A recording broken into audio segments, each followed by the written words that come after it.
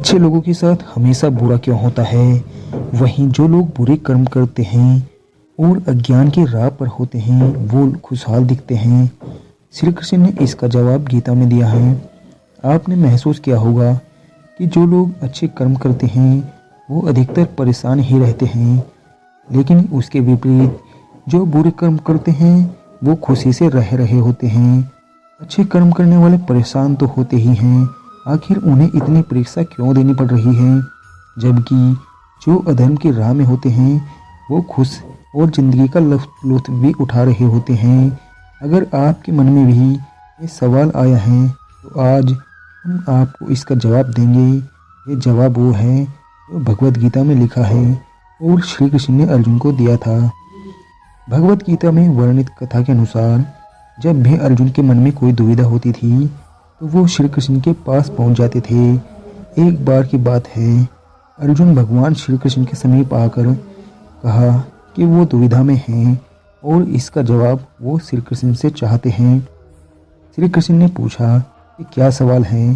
अर्जुन ने कहा, मुझे ये जानना है कि अच्छे लोगों के साथ हमेशा बुरा ही क्यों होता है, वहीं बुरे लोग खुशहाल दिखते हैं। अर्जुन के मुंह से ऐसी बातें सुनकर श्री कृष्ण मुस्कुराए और कहा, मनुष्य जैसा सोचता है और महसूस करता है वैसा कुछ नहीं होता है, बल्कि अज्ञानता की वजह से वो सच्चाई नहीं समझ पाता है। अर्जुन की ये बात समझ नहीं पाए। इसके बाद श्री कृष्ण ने कहा, वो जानते हैं। श्री कृष्ण ने अर्जुन से कहा, पार्थ, मैं तुम्हें एक कथा सुनाता हूँ, उसे सुनकर तुम समझ जाओगे कि हर प्राणी को उसके कर्म के हिसाब से ही फल मिलता है। प्रकृति हर किसी को अपनी राह चुनने का मौका देती है। अब वो मनुष्य की इच्छा पर निर्भर करता है कि उसे धर्म की राह चुननी है या अधर्म की। कथा शुरू करते हुए श्री कृष्ण ने कहा, एक नगर में दो पुरुष रहा करते थे। एक पुरुष व्यापारी था जिसके जीवन में धर्म की बहुत महत्ता थी। वह पूजा पाठ में यकीन रखता था। वो हर रोज़ मंदिर जाता था और दान धर्म भी करता था और हर रोज़ भगवान की पूजा भी करता था। वहीं दूसरा पुरुष बिल्कुल विपरीत था। वो हर रोज़ मंदिर तो जाता था लेकिन पूजा करने नहीं, बल्कि मंदिर के बाहर से जूते चप्पल चुराने उसे दान और धर्म से कोई लेना देना नहीं था।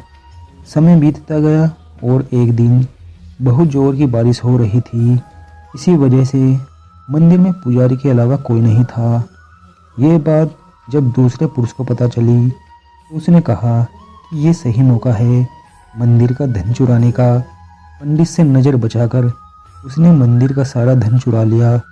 उसी समय धर्म कर्म में विश्वास रखने वाला व्यक्ति भी मंदिर पहुंचा। दुर्भाग्य से मंदिर के पुजारी ने उसे ही चोर समझ लिया और चिल्लाने लगे। वहां लोग एकत्र हो गए और उसे बहुत मारा। किसी तरह वो बचते बचाते वहां से निकला तो दुर्भाग्य ने उसका साथ वहां भी नहीं छोड़ा। मंदिर के बाहर वो एक गाड़ी से टकरा गया और घायल हो गया। फिर वो व्यापारी लंगड़ाते हुए घर जाने लगा तो रास्ते में उसकी मुलाकात उस पुरुष से हुई जिसने मंदिर से धन चुराया था। उसने कहा, आज तो मेरी किस्मत चमक गई, एक साथ इतना सारा धन मिल गया। ये सब देखकर उसे बहुत बुरा लगा और उसने अपने घर भगवान की सारी तस्वीरें निकाल दी। कुछ सालों बाद दोनों पुरुषों की मृत्यु हो गई। मरने के बाद जब दोनों यमराज की सभा में पहुंचे और भले पुरुष ने दूसरे व्यक्ति को देखा तो उसे बहुत गुस्सा आया। उसने क्रोधित होकर यमराज से पूछ ही लिया, मैं तो हमेशा अच्छे कर्म करता था, दान में विश्वास रखता था, उसके बदले जीवन भर मुझे अपमान और दर्द ही मिला और इस व्यक्ति को नोटों से भरी पोटली, आखिर ऐसा भेदभाव क्यों? इस पर यमराज ने कहा, पुत्र, तुम गलत समझ रहे हो। जिस दिन तुम्हारी गाड़ी से टकराकर मृत्यु हुई थी वो दिन तुम्हारे जीवन का आखिरी दिन था, परंतु तुम्हारे अच्छे कर्मों की वजह से तुम्हारी मौत सिर्फ एक छोटी सी चोट में बदल गई। तुम इस दुष्ट व्यक्ति के बारे में जानना चाहते हो? दरअसल इसके भाग्य में राजयोग था, मगर इसके कुकर्मों और अधर्म की वजह से वो सिर्फ एक छोटी सी धन की पोटली में बदल गया। कथा सुनाने के बाद श्री कृष्ण अर्जुन से कहते हैं, पार्थ, क्या अब तुम्हें तुम्हारे सवाल का जवाब मिल गया?